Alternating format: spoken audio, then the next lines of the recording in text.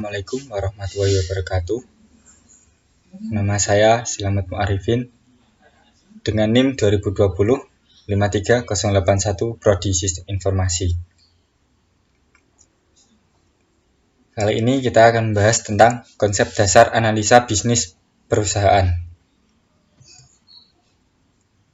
Ini agendanya. 1. Konsep dasar akuntansi dan analisis laporan keuangan. 2. Jenis laporan keuangan. 3. Analisis laporan keuangan.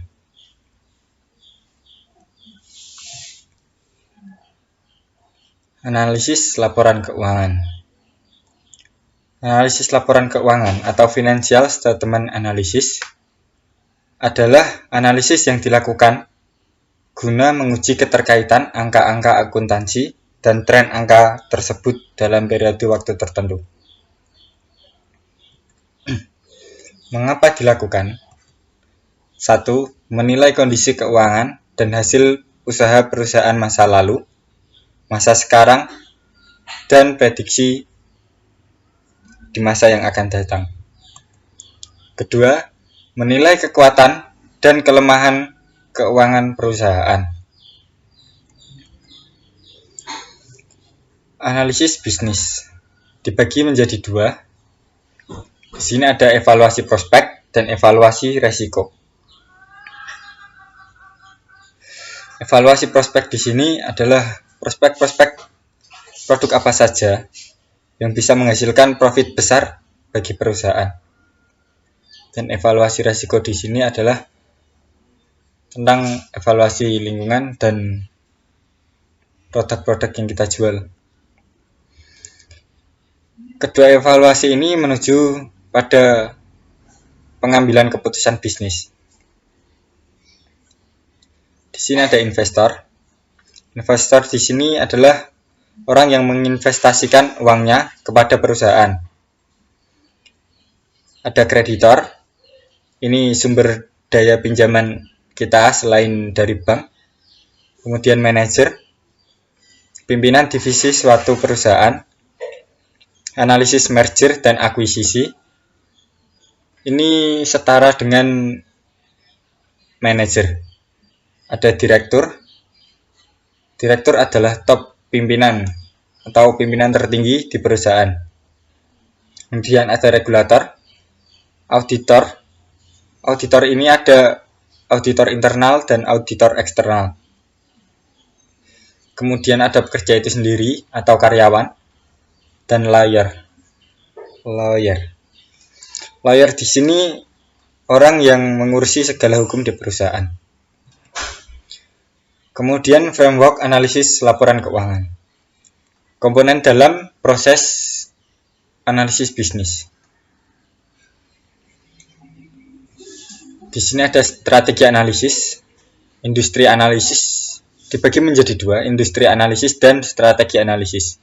Kemudian industri analisis ini tertuju kepada accounting analisis, dan strategi analisis di sini menuju ke prospektif. Kemudian di sini ada cash flow, profitability dan resiko. Kemudian ada cost of capital estimate. Dan terakhir ada intrinsic value, nilai.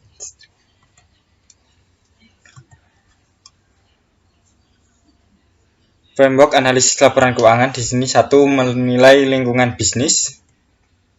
2. Membaca dan mempelajari laporan keuangan dan catatan atas laporan keuangan. 3. Menilai kualitas laba. 4. Analisis laporan keuangan.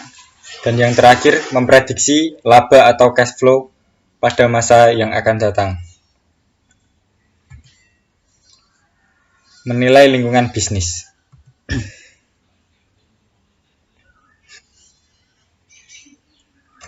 Apa jenis kegiatan perusahaan? Jenis kegiatan perusahaan kita ambil contoh alat-alat elektronik. Di sini ada Polytron.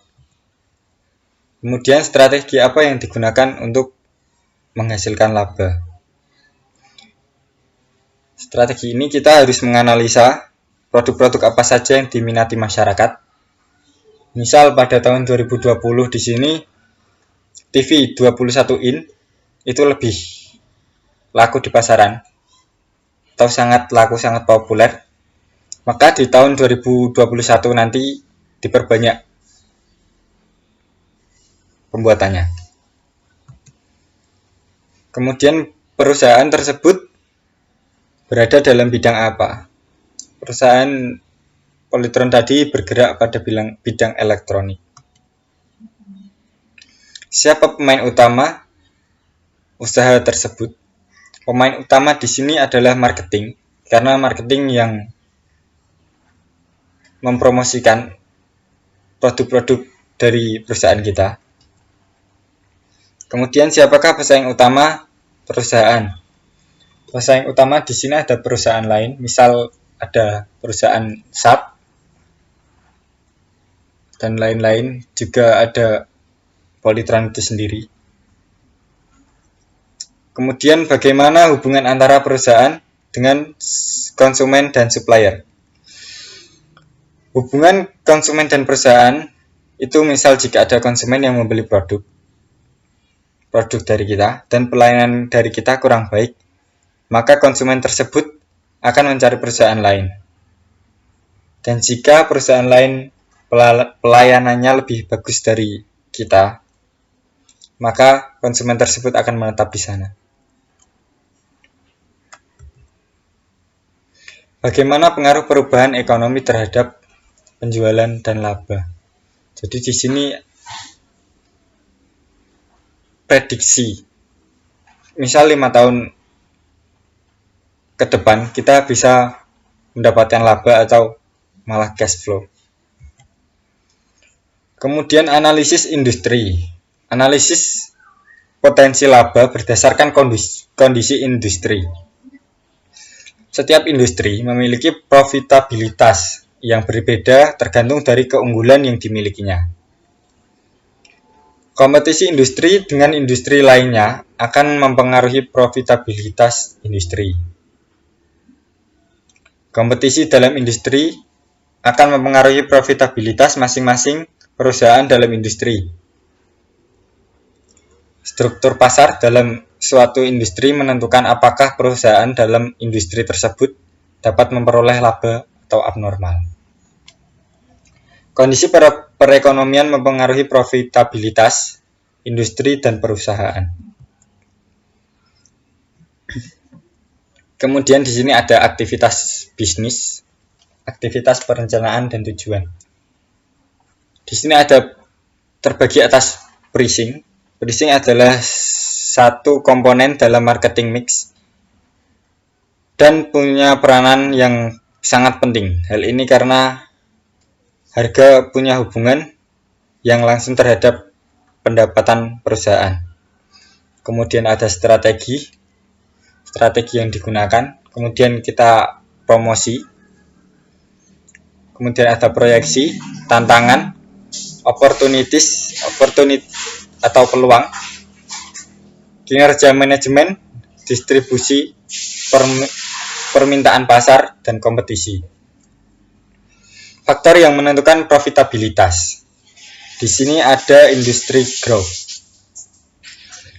Industry growth di sini adalah rasio pertumbuhan yang mengukur seberapa besar kemampuan perusahaan dalam mempertahankan posisinya di dalam industri dan perkembangan ekonomi secara umum.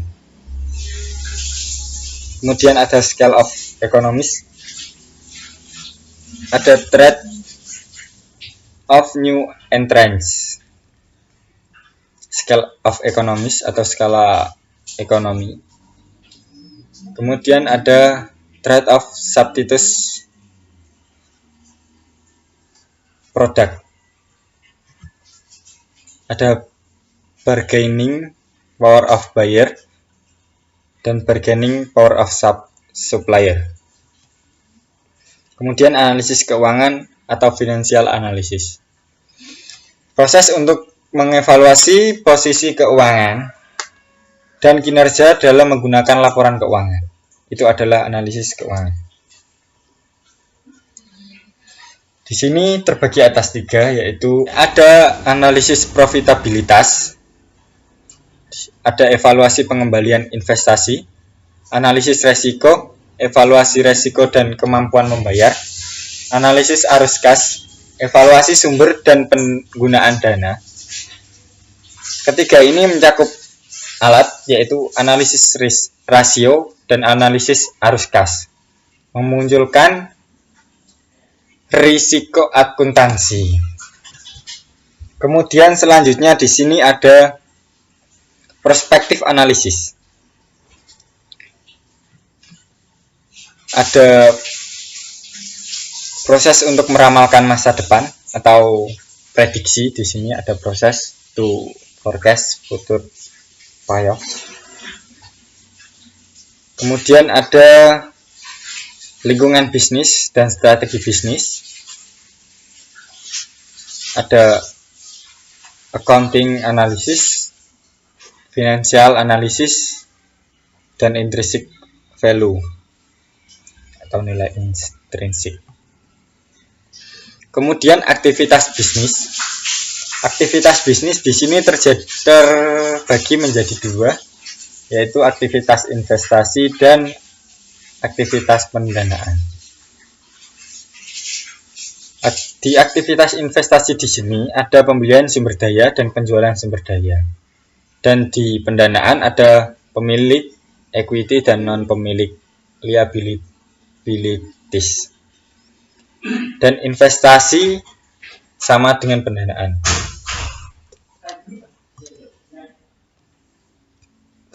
Di sini ada aktivitas bisnis. Ada aktivitas investasi, perencanaan, dan pendanaan. Itu semua tercakup dalam aktivitas operasi. Pendapatan dan biaya dari penyelenggaraan kegiatan produksi dan pemberian jasa. Itu penjelasan dari aktivitas operasi. Kemudian laporan keuangan. Di sini suatu laporan yang berisi informasi keuangan mengenai suatu badan usaha yang akan dipergunakan oleh pihak-pihak yang berkepentingan sebagai bahan pertimbangan dalam pembuatan keputusan. Laporan keuangan merupakan output dari proses akuntansi. Laporan keuangan di sini ada laporan posisi keuangan atau neraca, laporan laba rugi dan penghasilan komprehensif lain, laporan perubahan modal, laporan arus kas, catatan atas laporan keuangan.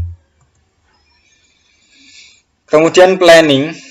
Planning di sini ada planning investing, operating, dan financing.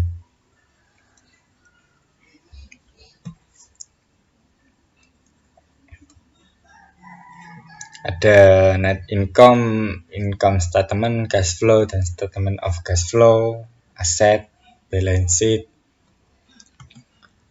Kemudian informasi tambahan. Diskusi manajemen MTA. Laporan manajemen, laporan audit, tambahan penjelasan atas catatan LK, informasi tambahan, proxy statement. Di sini adalah sumber informasi. Sumber informasi di sini ada laporan tahunan, laporan keberlanjutan, realisasi anggaran, kontrak manajemen dan key performance indicator, announcement perusahaan, dan website. Kemudian akuntansi keuangan dan manajemen. Di sini akuntansi dibagi menjadi 2, akuntansi keuangan dan akuntansi manajemen. Laporan akuntansi keuangan di sini adalah laporan keuangan dan pengungkapannya. Sedangkan manajemen adalah rencana, anggaran, dan laporan kinerja unit. Akuntansi keuangan juga terbagi pemakai eksternal, ada investor, kreditor, supplier, dan pelanggan, dan lain-lain. Sedangkan manajemen di sini ada pemakai internal. manajer untuk tujuan pengelolaan perusahaan. Kemudian proses penyediaan informasi. 1. Indikasi stakeholder. Stakeholder di sini ada internal dan eksternal. 1. Pemilik. Di internal ini ada pemilik, manajer, pegawai. Di eksternal ada pelanggan, kreditor, dan pemerintah. Kemudian diketahui kebutuhan informasi stakeholder. Ketiga, rancang sistem informasi akuntansi untuk memenuhi kebutuhan stakeholder. Dan catat data ekonomi dari aktivitas bisnis. Kemudian siapkan laporan akuntansi untuk stakeholder. Itu semua adalah informasi sistem informasi akuntansi.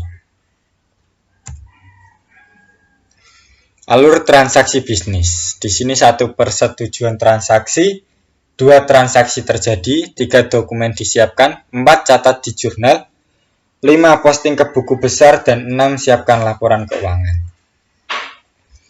Potensi akuntansi. Setelah melakukan identifikasi dan pengukuran item yang dicatat, langkah-langkah siklus akuntansi adalah sebagai berikut. Ini tahapan-tahapannya ada tahapan 1, 2, 3, 4, 5, 6, 7, 8, 9. 1. Pencatatan, 2. Posting dari jurnal ke buku besar, 3. Membuat neraca saldo, membuat jurnal menyesuaikan akun akrual dan akun penangguhan, membaca neraca saldo yang disesuaikan, membuat laporan keuangan, membuat jurnal tertutup, membuat neraca saldo dan jurnal pembalik. Kemudian di sini materi yang terakhir ada sistem akuntansi terdiri dari akun-akun, kemudian dicatat ke dalam jurnal dan diposting ke buku besar. Alurnya di sini ada sistem akuntansi, mencatat transaksi dan kejadian lain, mengklasifikasikan item, meringkas dampaknya, dan melaporkan hasilnya ke dalam laporan keuangan. Sekian dari saya. Apabila kurang, saya mohon maaf. Saya akhiri. Wabillahi muwaffiq ila aqwamit thoriq. Akhirul kalam. Wassalamualaikum warahmatullahi wabarakatuh. Jangan lupa like, komen, dan subscribe. Saya Slamet Ma'arifin. Terima kasih.